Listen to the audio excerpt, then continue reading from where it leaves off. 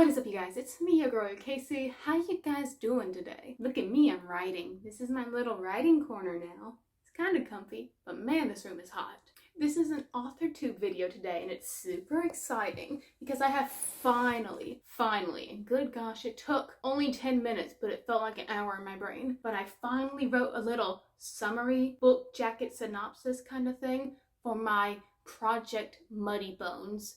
Fantasy, dark, horrific, love it. And I thought I'd share it with you guys as well as do some Authortube tags. I'm currently 55,000 words into Project Muddy Bones, and I'm pretty happy with that. Well, part of my problem right now is that I need to edit my timeline because my goal today is to finish this one POV, then make a cutscene so I can transfer over to another POV. But before I go into the next character's point of view, it's time to start introducing some backstory and flashbacks into the book. And so I need to go into my timeline and just write down where each flashback could be. I'm mapping out my itinerary basically, because for my project Muddy Bones, it is a very character-driven book, honestly, for about 60% of it. Then the big event happens, then it transfers over to very plot-driven. This one big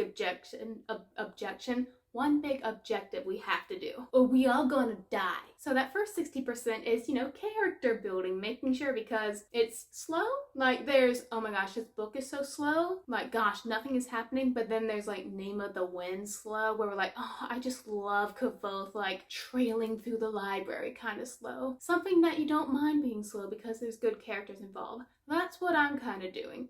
Until, like I said, the plot point, the big one happens. So, of course, big pressure on me to really reel you guys in with some dang good characters so you'll stick around for the monumentous twisted ending. So yeah, I need to finish this point of view today. It sounds honestly going to be less than a page, so that should be easy. I need to edit my timeline. Oh yeah, and the first tag I'm going to do today, it's called the Authortube Character Tag. And of course, kind of like what the name says, this tag is primarily about one character in your book. I'm actually going to do multiple, because for Project Muddy Bones, there's 4 main characters. Of course, 6 of Crows. You got 6 main characters, but Kaz Brecker is the main character. For my book, I got 4 main characters, but I also have a main character. But it's fun for me to talk about my main characters, but it wouldn't be fun for you guys to listen to me talk about my main characters if you don't have some sort of context to go off of it. So I finally sat down and I wrote a summary for Project Muddy Bones. So are you ready for some dark, angsty music for my narrator voice to come out? Well, here we go, buttercup, buckle up. Project Muddy Bones, adult fantasy. Our main characters are late teenagers plus one little girl, but what happens is adult. On the fantastical island of SFL, there lies a village on a cove. Here there exists a brooding story of love, angst, and betrayal. A waterfall flows onto the cove, but above that waterfall, there lies a river bogged down in muck and lies, just like social media. On the shores of this muddy river, a tragic tale courses through the meandering current. It begins with 3 friends and 1 little sister. There's Geordie, the lovable but naive cinnamon roll, studying away at a prestigious university far from home, but he must temporarily return to the island of SFL, back into the warm, welcoming embrace of his friends and family, except it's not like that, because crap went down when he was gone. You leave the island for a couple months, and everything goes to heck. Friends and family have turned on one another. One little girl was brutally mutilated in an event that was all her older brother Paul's fault, who is also Geordie's best friend. Paul's the main character. I kinda hate him, but I also feel really sorry for him. I'm working with a lot of morally gray people in this book, so I kinda hate everyone in here. Except Geordie, I like him. The village has turned on our man Paul. He withers into a shell of his former self, and his little sister Ebba, the victim of the attack. While he snuck out of the house on that fateful night, her vocal cords were slashed, rendering her rage mute. She refuses to let her big brother Paul forget what he did to her, and she won't let Kati forget too. Kati's the floozy Paul was sneaking out with. Sneaking out to in the middle of the night, on a moonless night, no doubt. That's a big deal in this fantasy world. He left his baby sister all alone. And not only that, Kati, the girl he snuck out with, that's Jordy's girlfriend. They be backstabbing up in here. Betrayals mounting, the swamp water rising. All our main characters angry at someone else. This fantasy book bends horror and thriller genres together in a heart-racing four-way race for revenge.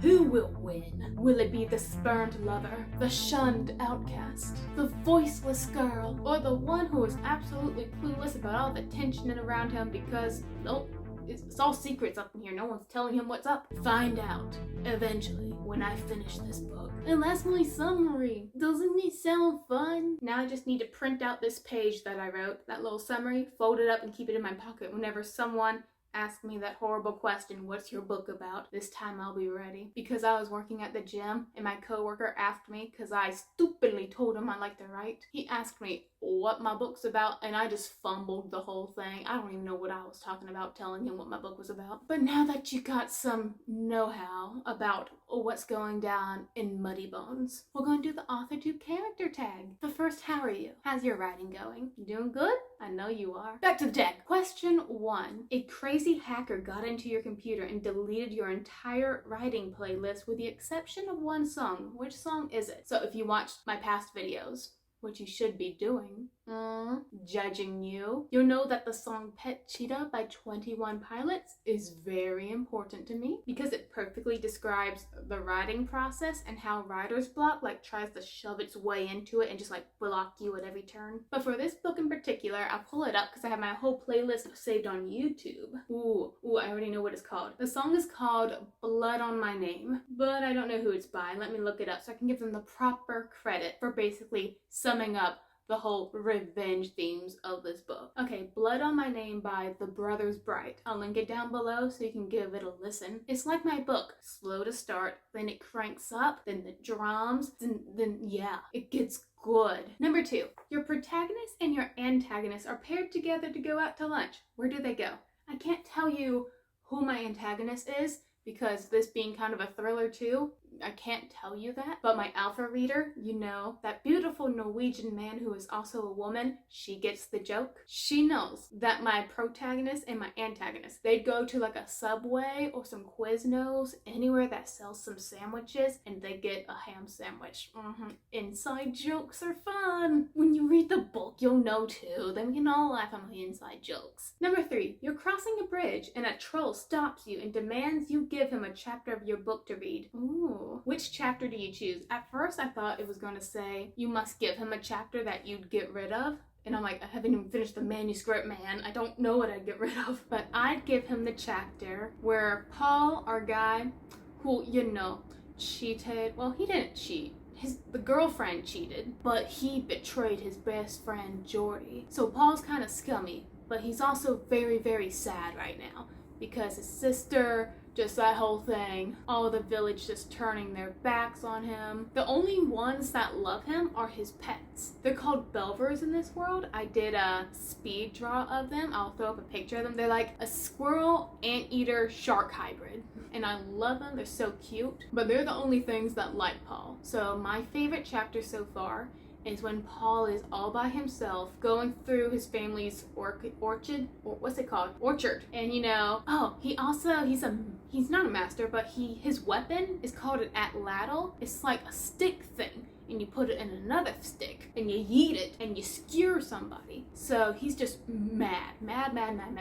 So he has this little belver climb up a tree, it picks some peaches, then it throws the peaches up in the air, and he's just shooting these things out of the sky with his atlatl. While he's doing this, he's thinking about all his mistakes, what he wants to do, what he can do, how to get off of this dang island that just has so many bad memories. And it's really this part where it's just him and he's not surrounded by village noise or just noise from other characters, where we really get a first glimpse into, okay, maybe this scummy guy isn't that bad. And then another guy actually does come into the scene and just wrecks our boy. It's an emotional moment. I need to reread it. Oh my gosh, it's so good. Number 4, your friends have invited you to a party and surprise, all your characters are there. Who would you hang with the most? Okay, So I got my 4 main characters, but there's this side character named Celt, and I don't want to go into that much about what all he is. I can say he's a type of death god, and he hangs around the village a lot, and there's reasons why that I also don't want to get into, because I could just spiral into my own rabbit hole, a rabbit hole in my own design. But like Jordy, who is also one of my favorite characters to write for, Celt just has that sweetly innocent vibe to him, and he really doesn't know what's going on around him, so he says like the darnest things. Celt is also blind, so I love writing like how he interacts with the environment. And there's a book I read called Love at First Sight that has really helped me like just experience how a blind person would navigate the world. Number 5, you somehow managed to lock your keys in your apartment. Which character would help you pick a lock to get back in? Cotty. Cotty grew up on the streets, man. She can like bust open a window like that. So with me, what I'll do is I'll figure out the plot of the story, but I'll figure out character backstories much later, like currently midway through the book. And at first I started out hating Cotty because she's betrayed my man Jordy, and I love Jordy. So I'm just like there mentally flicking my own character on the head, but then I write her backstory and I'm like, I now like you. Congratulations, I am a good author. So Cotty's got some dimensions, like 8th dimensional. That's how awesome we are with character development up in here. And I know what you're thinking, Casey, is this a love triangle? Yes. And no. Does it sound like a happy love triangle? No. But yes. Like, I know it's cliche. I do booktube. I know what y'all want. But I'm gonna take these cliches and I'm gonna give them a little twist. Trust me. Give me your trust. Give it. Hand it over now. It's the zombie apocalypse. Everyone is heading to Mars, and you can only take one character with you. Who do you take? I'll take Jordy, because he don't deserve any of this crap. Also, it's probably really boring up in space, and Jordy will not shut up. He keeps talking. So, and that's good for me because I'm an introvert and I like hearing other people talk. So we'd be good company for each other. He'll keep talking and I'll just say, whenever it's appropriate in the conversation. We'll be healthy for each other. You've been given the ability to travel anywhere in your book. Where would you go? I would go into the swamp in this book. It's not really a swamp. It's a forest over a river, so you know, canopies and all that. What I really like about it is the trees. Like, I wrote it so the trees are like all black, but you know, still green leaves, so it looks cool. And if you touch the trees, they're warm to the touch. It's supposed to make like a really muggy, claustrophobic atmosphere. Also, a lot of the magical creatures in this book resides on the river. Like, I got these thing called kelps, which are basically nymphs, kelpies mixed together, sea women, river women, and I love them. One of my other favorite characters in this book is one of these kelps, and I would just like to sit on a river rock and just chill and talk with them. Number 8, you met your main character and you want to introduce yourself / get a conversation going, but you can only do it in 6 words or less. What do you say? Okay, so this would be Paul, who doesn't want to talk to anyone. He only really talks to his mama in this book because she's the only one who still loves him. So what would I say to get his intention? Not intention. What would I say to get his attention? Honestly, sometimes I do want to throw a rock at him. But one of the main drives in this book for a good majority of my characters, is the need for money, because most of them just want to get off this island. Cotty's working, Paul's supporting his family, Jordy's spending his money at his university, so all of them are pretty broke. So in order to get Paul's attention, I would just like jingle a bag of money, and I'll call him by his nickname, Pollywog. I'd be like, Pollywog, you want some money? So he'll turn on me and be like, yes ma'am, I do. And then I'd make him talk to me for hours. Number 9, crazy acid rain is falling. What character would I use as an umbrella? Okay, there's this really, again, a side character in the book called Lady Court Din. Don't go into what she does, but I have a lot of morally gray characters, but they have some redeeming qualities to them. This side character of mine is not redeemable at all. Black is the pit that tottereth her heart is. Like, forget the acid rain. I would dunk her in a pit of acid. Even if it was still acid raining around me, I would sacrifice myself just to ensure this awful woman dies in a vat of acid. And I would die with a smirk on my face. Last question for this tag. You're out to dinner with your main character and it's time to order dessert. What dessert would you order for them? So there's this dessert in this fantasy world. It comes from the northern regions, where, you know, with the ice and the snow caps are. mountains, snow, hail, and the people of this realm eat paturi that translate to ice heart. What ice hearts are is, imagine some mochi, like you got that doughy white outer shell, and so you're making it and it's all sugary and you top it off with some nuts and some spices. Then because it's made, the dough is made from the ice from the northern regions, you have to let it harden overnight. So you eat it in the morning, and so you take a bite out of it and it's icy. But somehow the jam and stuff inside is still very, very hot. And it's like, contrasting flavors. That's one of the special treats in this book. It's usually made for this one particular event that happens every month. I don't want to get into it because it's pretty special. But basically it's a celebration treat for not dying. Continuing on with the Meet My MC tag. Same 4 characters. Little recap. We have Paul, the betrayer. Reclusive, but somehow hopeful for a better life. Kati, the girl who's been through some tough junk, who has many flaws, one of them being her lack of moral judgment in certain situations. I like her, but I don't like her at the same time. We have Jordy, who's so cute, I just want to pinch his little cheeks. Then we have Ebba, the little 6-year-old who is out for revenge. She's trying to hurt her brother. She's having a hard time deciding she just wants to humiliate him more or actually kill him. She went kind of psycho when she had her vocal cords all cut up. That man who kidnapped her was not nice to her. Don't leave your little sisters alone, especially on a moonless night. It all makes sense to me. That's all that matters. So I'm gonna read these tag questions and I'm just gonna answer for whatever character I feel best suits the prompt. Number 1, which character from a popular book or series would make a good best friend for your MC? So for Paul, Mr. Moody, I think someone who greatly resembles him but has a bit more integrity than him is Kel from A Darker Shade of Magic.